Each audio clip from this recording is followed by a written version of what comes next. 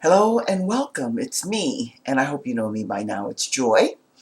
Joy Ruffin coming to you from the Sunshine State, Florida. So, am I saying good morning, good afternoon, good evening, good day, and maybe to some of you, good night? But wherever you are, you know by now that we're sending you all the best, the very best. This week, the food for thought is going to be about one of my favorite subjects, and I hope yours.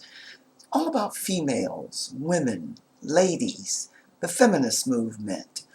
And we'll take it day by day and add a little something to it and give you lots of food for thought.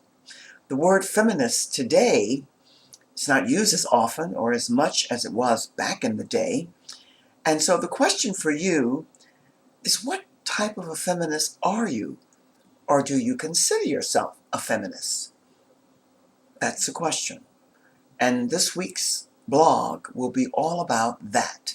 How you see it, how you look upon it, what it means to you, what has it done or given to you, and what are your views and your opinions about the feminist movement back many, many years ago, and what does it mean and imply for you today. In point of fact, there are as many different, let's say, feminists as there are women. And we all know, excuse me, that there are a million different types of personalities of women.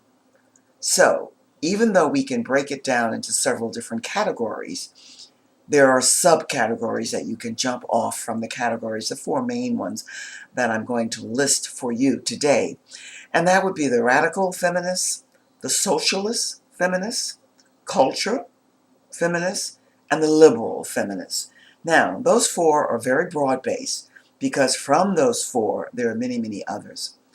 Unfortunately for me, and maybe for you, the term feminist, because it was very popular back in my day, that's when it really began to take wings and began to fly. But it came with a lot of negative connotations. It came with a lot of negative thought behind it, especially for men and women who were not involved and didn't really get the bottom line just in the underlying meaning of what a feminist was all about. A lot of confusion, a lot of controversial issues around it, a lot of different types of women coming into the movement, and it was a movement, it still is a movement.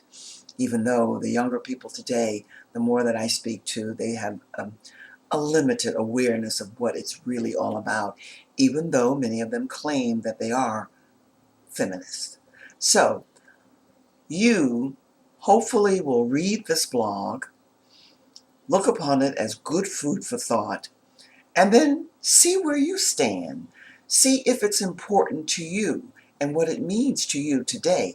One of the quotes that was read by me in my preparing to write this blog was by one of my favorites. Some people have no love for her, but I did, because it's always, for me, about empowering women and supporting women in whatever they're about. And so the woman that I'm talking about is Margaret Thatcher. And one of her comments, you can't quote me verbatim, but you'll see it somewhere in quotes that I put out this week. She said, the women's liberation movement had nothing to do with my struggle to win my position, and so on and so forth, which I thought was kind of really open for a lot of conversation. So my friend, wherever you are, whatever you're doing, sending your way all the best, as always, and leaving you with the same as always. Look after you first, and then you'll be able to look after many, many others. Be well, once again, and take care, and know that we'll be back with you again and soon. Until that time, bye-bye for now. Cheers.